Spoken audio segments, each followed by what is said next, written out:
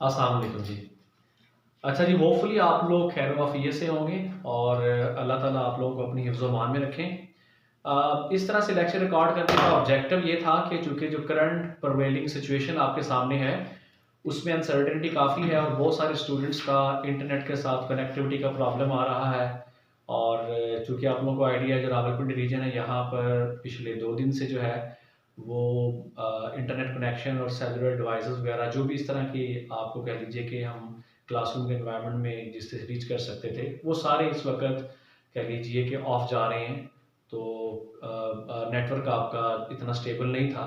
तो इसलिए मैंने प्लान ये किया कि आप लोगों के साथ इस तरह से लेक्चर जो है ये रिकॉर्ड करके शेयर करूँगा और इन लेक्चर्स के रिलेटेड आपके जो भी क्वेश्चंस होंगे, वो हम जब हमारी माइक्रोसॉफ्ट टीम पे क्लास हो सकेगी, जैसे ही इंटरनेट की ये प्रॉब्लम जो है सॉल्व हो जाती है, तो होपफुली 1 आध दिन में कवर हो जाएगी। तो उसमें आपके इन लेक्चर्स के, इन वीडियो के रिलेटेड जितने भी कह लीजिए कि क्वेश्चंस होंगे, वो हम वहाँ पे एड्रेस कर सकेंगे। मीनवाइल आप लोगों को जो हमारी क्लास का ग्रुप है, वहाँ पर भी कह लीजिए कि परमिशन है, अलाउ है कि आप लोग अपना वॉइस नोट सेंड कर सकते हैं। तो आई विल ट्राई कि उसको अर्लीस्ट पॉसिबल टाइम में एड्रेस करूँ, जो भी आपकी क्वेरीज हों, जो भी आपके क्वेश्चंस हों। तो अभी जैसा कि हम अगर याद हो अकाउंटिंग साइकिल में चैप्टर नंबर 3 डिस्कस कर रहे थे, उसमें प्रॉब्लम का क्वेश्चन 3.4 लास्ट टाइम डिस्कस हुआ था और उसी कह लीजिए कि क्वेश्चंस को अगर हम नेक्स्ट अगर प्रैक्टिस करने की ट्राई करें, तो हमारे पास कुछ केसेस मैचिंग प्रिंसिपल के रिलेटेड या रियलाइजेशन प्रिंसिपल के रिलेटेड है। तो उन केसेस के रिलेटेड जो आपकी बुक में क्वेश्चन प्रैक्टिस के लिए गिवन है, वो ब्रीफ एक्सरसाइज का क्वेश्चन है जी 3.6। ये आपके सामने स्क्रीन पर भी शो हो रहा है। अभी जस्ट मैंने क्वेश्चन में जो डाटा आपका यूज होगा वो पुट किया व्हाइट बोर्ड पर। तो प्लीज मैं आप लोगों की आसानी के लिए, वैसे तो आप लोगों के पास बुक्स हैं, वहां से भी ब्रीफ एक्सरसाइज जो ये 3.6 क्वेश्चन है वहां से डाटा रीड कर सकते हैं, ताकि आप लोगों को आइडिया हो कि क्वेश्चन में ऑथर आपसे क्या डिमांड कर रहा है, क्या रिक्वायर्ड है। तो सबसे पहले क्वेश्चन में आपको आइडिया होना चाहिए कि दो पार्टीज हैं, दो बिजनेसेस हैं, एक ब्रीज कंपनी है और एक KPRM है। ब्रीज कंपनी ने $500 जो कैश है ये पे किया है KPRM को, और KPRM जो है ये एक रेडियो फर्म है जो एडवर्टीजमेंट के रिलेटेड एक्टिविटीज को कैरी करती है। तो खैर ये ब्रीज कंपनी पे कर रही है $500 कैश में, किसको? KPRM को, एडवांस की फॉर्म में। अब अगली बात क्या है कि ये जो 500 पे किया गया है, क्यों पे किया गया है? एडवर्टीजमेंट्स रन करने के लिए, कि वो एयर करेंगे। कितनी एडवर्टीजमेंट रन करेंगे जी? 10 रन करेंगे। टोटल कितनी अमाउंट पे की गई है? 500। So here you can calculate the amount of each advertisement जिसके लिए पेमेंट हुई है। तो अगर आप चेक करना चाहें 10 एडवर्टीजमेंट के लिए 500 पे हुआ है, तो पर एडवर्टाइजमेंट के लिए कितना पे हो रहा है? $50। ये कैसे $50 पर एडवर्टाइजमेंट फाइंड आउट हुआ है? कि 500 डिवाइड बाय 10। तो इससे आपकी पर एडवर्टाइजमेंट जो कॉस्ट है, जो अमाउंट है, वो फाइंड आउट हो सकती है। नेक्स्ट क्या है जी? नेक्स्ट क्वेश्चन की रिक्वायरमेंट ए है।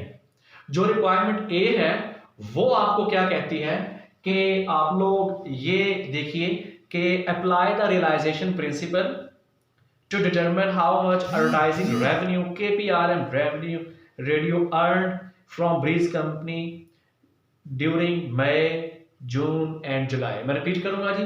वो कहते हैं कि ये बताइए KPRM ने जो कैश रिसीव किया है 500, इसमें से कितना रेवेन्यू KPRM का है मई में, कितना रेवेन्यू है जून में, और कौन सी रेवेन्यू की अमाउंट इनकी रियलाइज होगी जुलाई में, प्रोवाइडेड के साथ कंडीशन दे रहा है क्या कि अगर मई में 3 एड रन हो रही हैं, जून में 5 एड रन हो रही हैं, जुलाई में 2 एड रन हो रही हैं।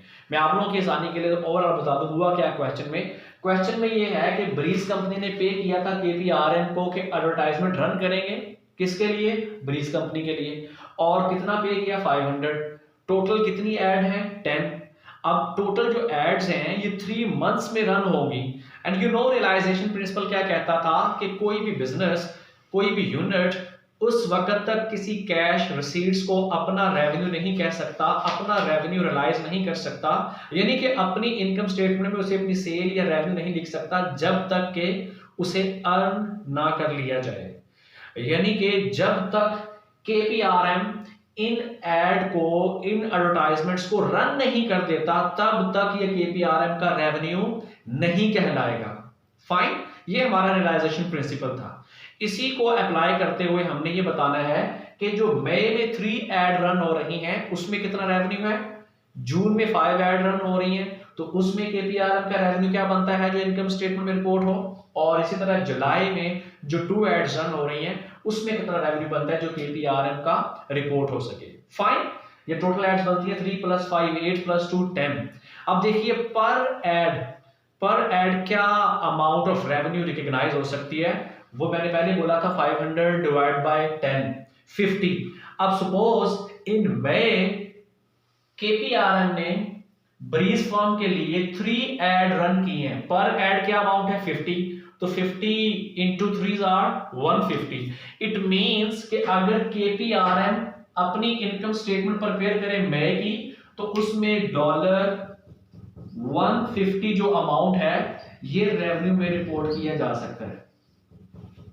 अगर किसको ये क्लियर नहीं हुआ तो ये जून वाले केस में और क्लियर हो जाएगा। I am repeating it again. First of all you have to find out the per ad revenue which KPRM may recognize. That amount was $50, and here they have run up to in total 5 ads. For each ad they were supposed to realize or recognize a revenue equivalent to $50. So 50 into 5 are 250. I will repeat it again, 5 multiplied by पर add जो amount है that is 50, तो 50 into 5 250 यहां पे amount हो जाएगी। इसी तरह यहां आप देख सकते हैं 2, तो ऑटोमेटिकली आपके माइंड में जो आ रही अमाउंट एग्जैक्टली सही बोला आप लोगों ने 100 है जी, बिल्कुल सही बोला आपने जी। तो 100 + 250 कितना बनता है जी 350। 350 + 150 अमाउंट कितनी बनी 500, and this was the amount which Breeze firm paid to the KPRM. Hopefully उम्मीद करता हूं कि ये पार्ट ए इस क्वेश्चन का आपको क्लियर हुआ होगा।